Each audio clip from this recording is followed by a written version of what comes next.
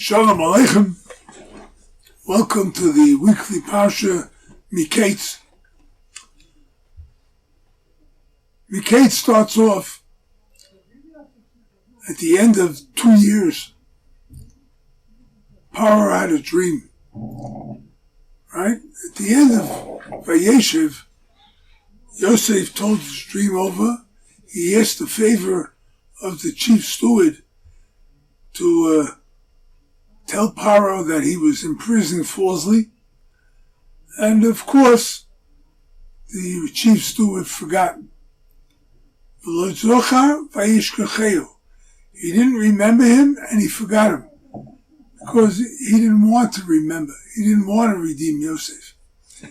After all, an anti-Semite is an anti-Semite, and no matter how they cloak their words, they're anti-Semites. So, Parsha starts off with Paro's dream. Amazing.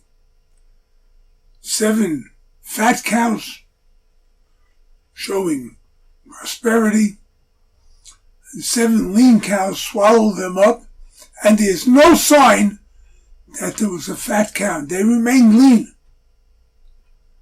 Then he has a second dream. 7 storks,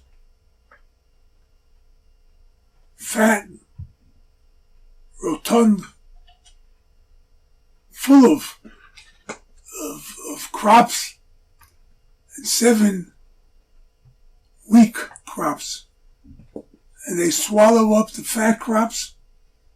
There's no sign of any prosperity. Reb Nosson speaks about this a lot in different places in the Likutei Halachos. And he shows in each case that, well, we all have good times. But the good times are swallowed up by the tough times. 7 fat cows, and there's no sign? Now, I mean, they ate. There should be something. No, nothing. Why? Because when things are going good, we kind of accept it. This is the way things should be. But after a while, things die down. After a while, things begin to deteriorate. Situations change. And the good times don't always last. When the bad times come, do you ever think of the good times that you had? No.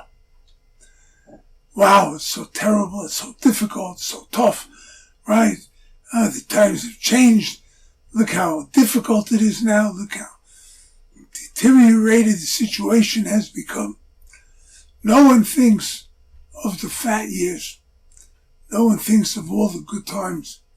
We think, oh, this is terrible. We have nothing. We have no way to fall back on. But then the good times come back. But then the bad times come back. And this is a cycle of life.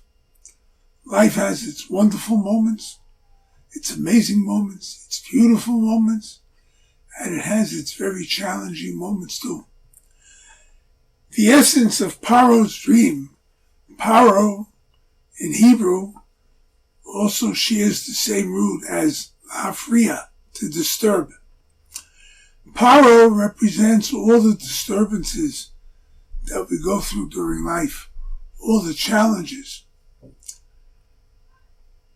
Paro's dream is to make you forget all the good times that you had. Yosef said, no, it's not that way. There's good times, there's bad times, right? You want to be able to get through the tough times? Put away a little bit good. Preserve it. Think about it. Remember it. Keep it part of your life that you had good times. Draw upon the joyous moments, upon the happy moments that you had, upon the good times when things were going good for you. Draw upon that. And that's one of the interpretations of Paro's dream. Another interpretation, says Reb Nosson, Paro, she has the root word piraon, payment. Paro seems to be that type of fella that he's always got to make a payment. He's always got something to pay for. I got to have this. I got to have that. Oh, look at this, right? Imagine that Black Friday was just the other day, right? A week ago, whenever it was. People got up and stood online 4 o'clock in the morning to be able to be the first to buy something. I got to have it. What a bargain. Amazing. 4 o'clock in the morning, you got to stand out in the cold just in order to be able to buy something, piraon, to pay money, right? And I got to pay this, and I got to have this. I got to have this new TV screen. I got to have this new car. I got to have this new item, a PlayStation, or a new kitchen appliance. I got to have. That's Paro. He's not a good guy. Don't ever think that Paro is a good guy. He may look like a benevolent king. He's smart enough to realize that he needs Yosef as an advisor, right?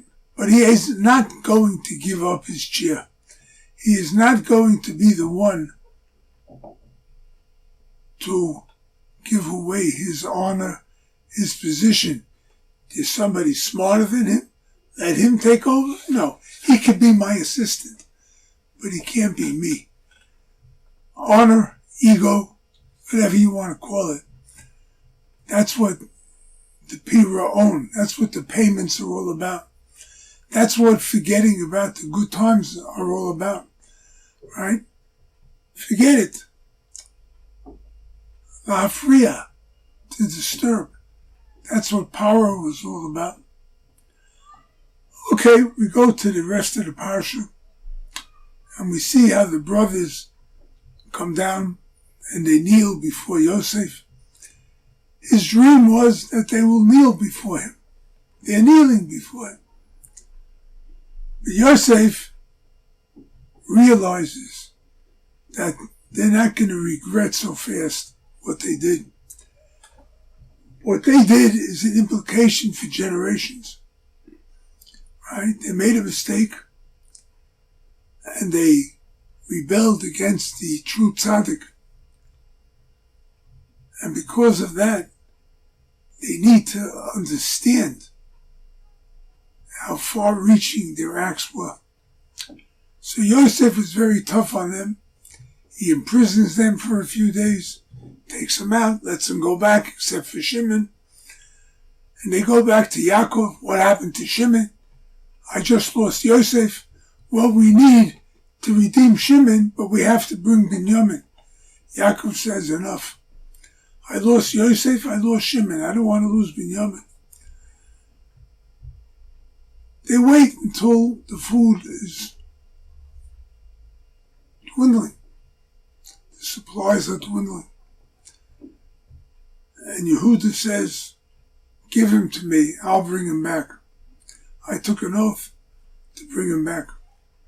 And they go down before Yosef again. And this time Yosef is very warm to them. He accepts them in the house. They break bread with him. But he has something up his sleeve. He sends his cup, his goblet. He sends it along in Binyamin's pack. Sends it along in Binyamin's pack. It's called a Gavia. Gavia is spelled Gimel, Beis, Yud, Ayin. Right? So it has the words Gimel and Yud. The letters Gimel and Yud, 13. They represent the 13 levels of compassion. Ayin, Beis, right? The other two letters represent the name of Hashem in Chesed.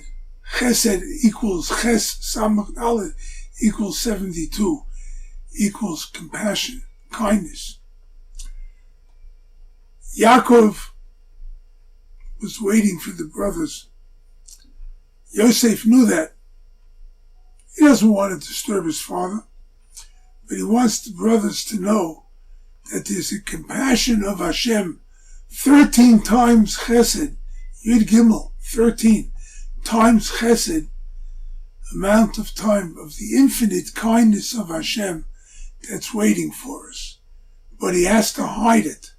He has to stick it in Binyamin's backpack in order for the brothers to recognize that there's a hidden compassion of Hashem in everything that happens to us. A hidden compassion. We may not see it. Many times we not only don't see it, we see the opposite. We see difficulties, we see challenges. But we have to understand that just like the bad times want to swallow up the good times, so too that in the difficulties and challenges we face, there is always the kindness of Hashem waiting to be revealed. If we would only open our eyes and turn to Hashem and ask and beseech His compassion, we will find it. Have a great week. May Hashem help us to see the coming of Mashiach, the redemption of all convicts, the redemption of all hostages. I'm sorry. Made a mistake, right? But it's not going to be swallowed up. I repeat, the redemption of all hostages, the redemption of all Israel who are hostages in their host countries. And may Hashem bless us to see Moshiach Tzidkenu, the building of the Beis HaMikdash. Amen v'amen. Good evening, and I hope you enjoyed the shir. And if you like the shir, please pass it on to others and let them all get interested in Breslov and Rabbi Nachman's teachings. We look forward to hearing from a lot more of you. All the best.